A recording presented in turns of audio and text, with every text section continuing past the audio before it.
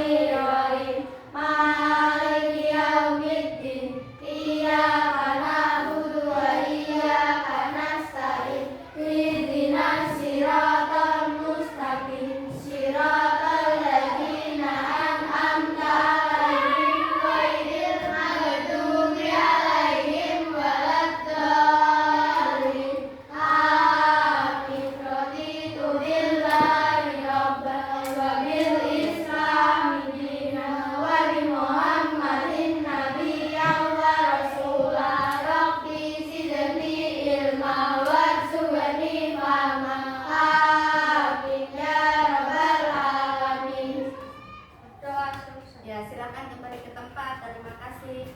Sebelum kita memulai pelajaran, marilah untuk menumbuhkan sikap nasionalisme kita, marilah kita menyanyikan lagu Indonesia Raya. Berdiri dulu.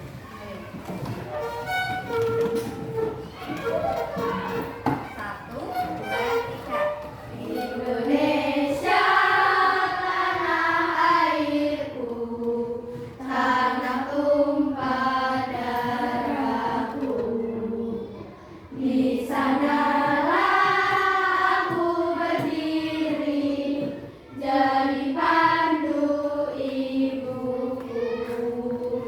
Indonesia kebesaranku, bangsa dan tanah airku. Marilah kita berseru, Indonesia bersatu. Hiduplah tanahku, hiduplah negeriku, bangsaku, rakyatku semuanya. Bangunlah jiwanya, bangunlah badannya, untuk Indonesia Raya. Indonesia Raya, merdeka, merdeka, tanahku, negeriku yang ku cinta. Indonesia Raya, merdeka, merdeka, hiduplah Indonesia Raya. Indonesia Raya, merdeka, merdeka, tanahku, negeriku yang ku cinta.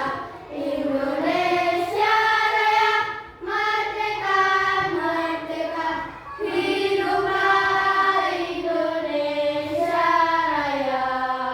Silakan duduk kembali. Coba kamu lihat di layar monitor. Ada tulisan apa? Kecerdasan artifisial. Kamu tahu apa itu kecerdasan artifisial? Apakah kalian pernah belajar menggunakan kecerdasan artifisial? Belum. Sudah apa belum? Belum. Lihat dulu. Kamu pernah tahu asisten suara, terjemah bahasa online, Face ID, atau rekomendasi komentar video online? Kamu pernah membuka itu, aplikasi itu? Pernah tidak? Pernah. Di mana? Di HP. Biasanya yang kamu temui yang mana antara empat ini? Iya. Terus biasanya Face ID yang digunakan untuk apa, Cak? Membuka kunci HP itu loh. Biasanya pakai kode. Ada yang pakai kode, ada yang pakai Face ID. Oke. Benar. Tujuan pembelajaran hari ini yaitu kalian siswa mendeskripsikan pengertian kecerdasan buatan dengan kata-kata sendiri. Yang kedua, siswa dapat mengidentifikasi Ya, mengidentifikasi minimal 3 contoh penerapan kecerdasan buatan dalam kehidupan sehari-hari. Yang keempat, tujuan pembelajaran ini yaitu siswa dapat menjelaskan 2 manfaat kecerdasan buatan bagi manusia secara lisan dengan jelas dan mudah dipahami. Tujuan yang keempat, siswa mampu melakukan simulasi sederhana cara kerja KA dalam mengenali pola dan mengklasifikasikan benda konkret. Bu Novi punya, agar kamu lebih tahu apa itu kecerdasan artifisial, Novi punya video. Siapa yang penasaran ingin menonton? Saya. Biar lebih fokus, ayo kita tepuk fokus dulu biar kami fokus menonton video ini. Mari kita lakukan tepuk fokus dulu. Tepuk fokus. Melihat, mendengar, mengingat, fokus. Oke, siap? Kita melihat videonya? Siap. Kita tonton ya.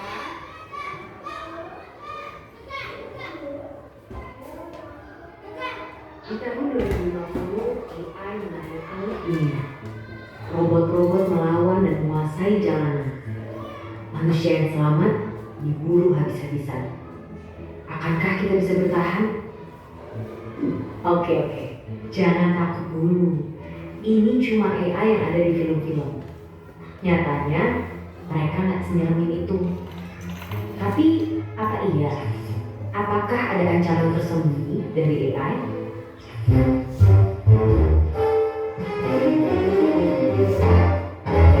Sebelum situ, ayo kenalan sama mereka. Simpelnya banget, AI adalah program yang didesain untuk berpikir dan ngambil tindakan kayak manusia. Mereka bahkan bisa belajar sendiri lewat latihan yang dikasih programmernya biar bisa diajak ngobrol, ngolah informasi, sampai punya kesadaran selevel anak bayi. Dan fitur-fitur keren inilah yang bikin CEO Tesla sampai prediksi kalau AI bisa lebih pintar dari manusia.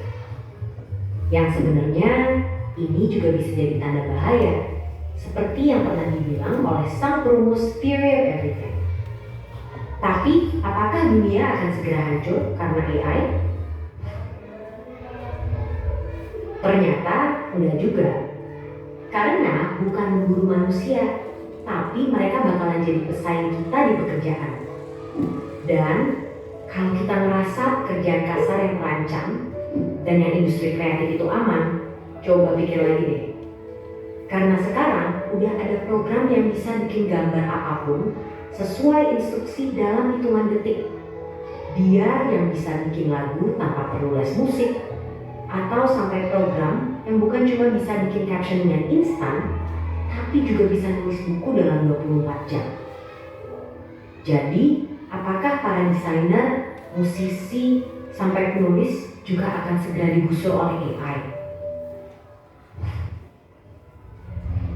Ya, AI emang bisa jadi pesaing manusia, tapi bukan berarti kita akan langsung kehilangan pekerjaan gitu aja.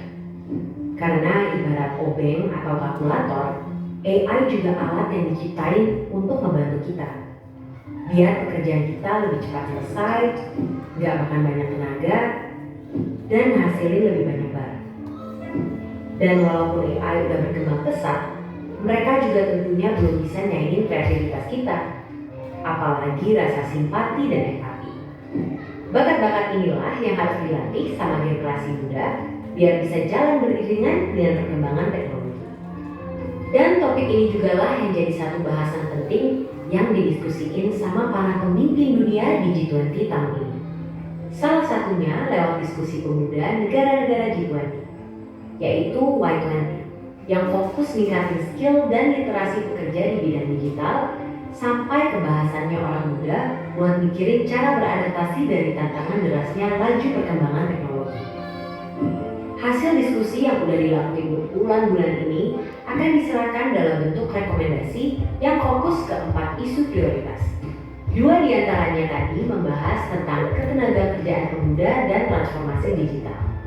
Dokumen ini nantinya akan dibawa oleh Pak Presiden Jokowi untuk didiskusikan lebih lanjut dalam Forum G20 di Bali pada November 2020. 2022 yang harapannya nanti hasilnya bisa dirasain sama seluruh warga negara-negara G20 lainnya.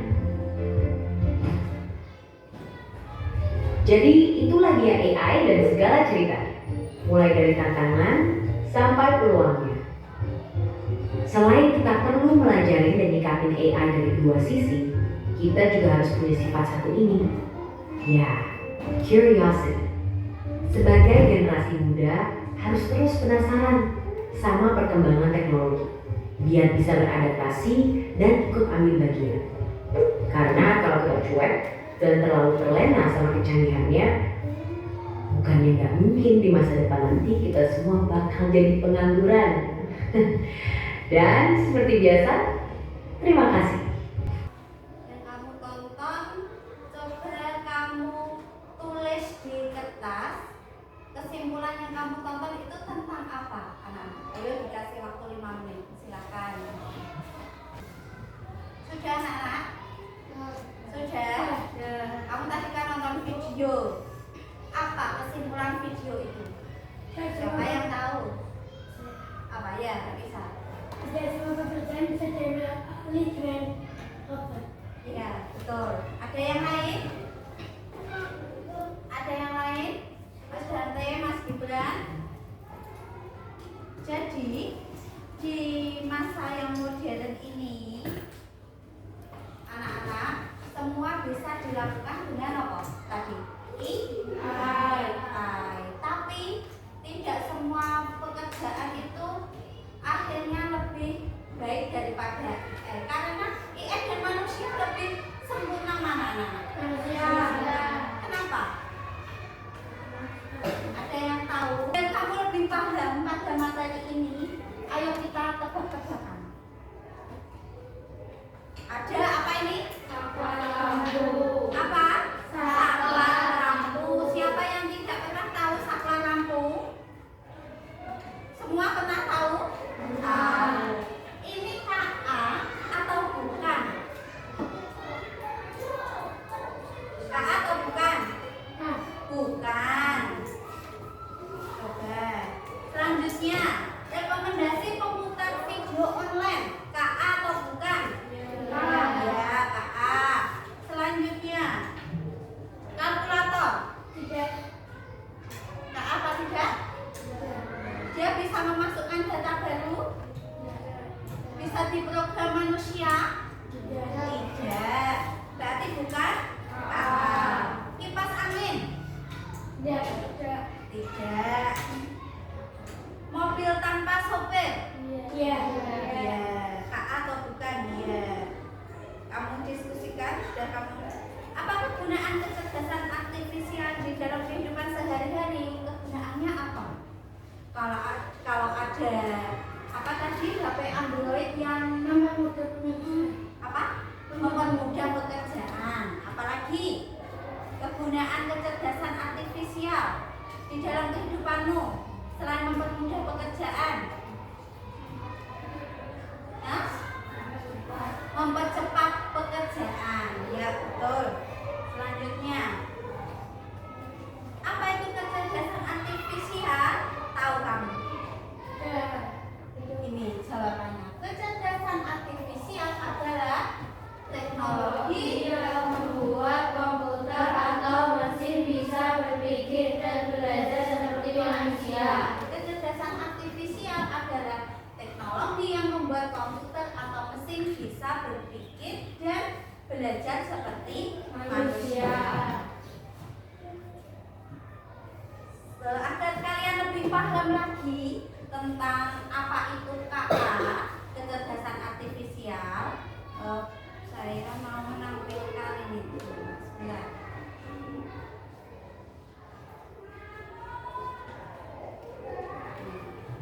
Ini misal ada mesin AI. Lihat ya. Yang mesinnya yang mana? Ini AI-nya, ya.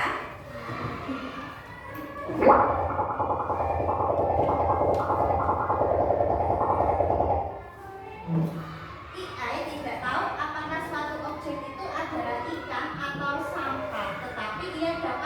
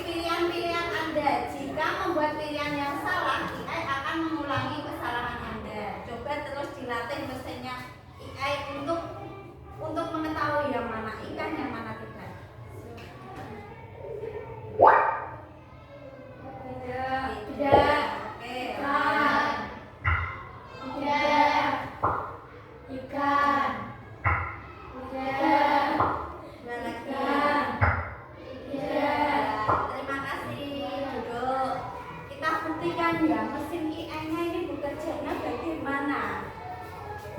Pengen tahu? Pengen. Mana suaranya anak laki-laki? Pengen tahu tidak?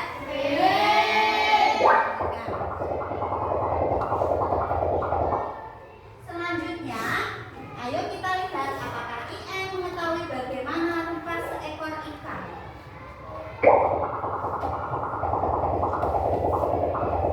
IE cara bekerjanya akan menganalisis serangkaian benda-benda acak, lalu melabelinya berdasarkan pelatihan Anda, berdasarkan data yang kamu masukkan tadi. Kamu tadi memasukkan apa? Kalau gambar ikan, kamu klik yang ikan. Kalau tidak gambar ikan, kamu klik yang tidak ikan. Ayo, mari kita jalankan. Nah, cara bekerjanya mesin IE seperti ini.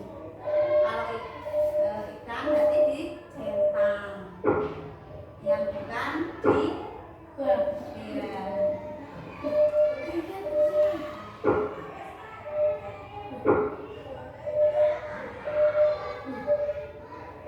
Begitulah cara kerja Pak anak-anak.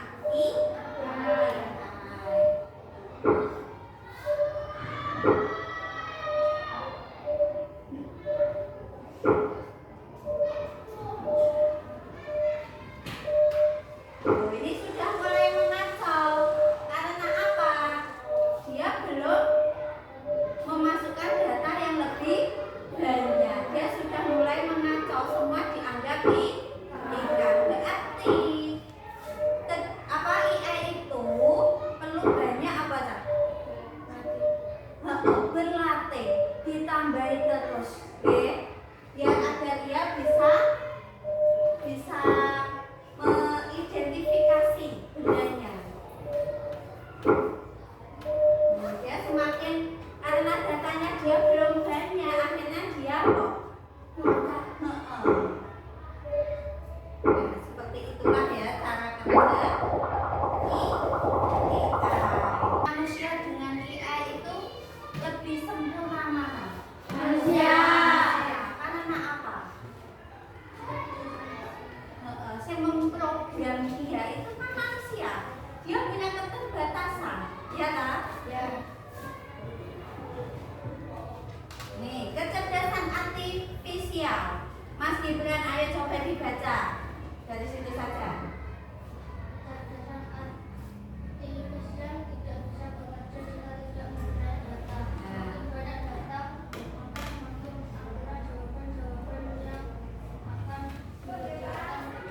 Ya, itu ya. Semakin banyak data, semakin akurat. Karena tadi datanya belum banyak, dia akhirnya apa Cak? Sakarep jawabannya itu sakarep PDE. Belum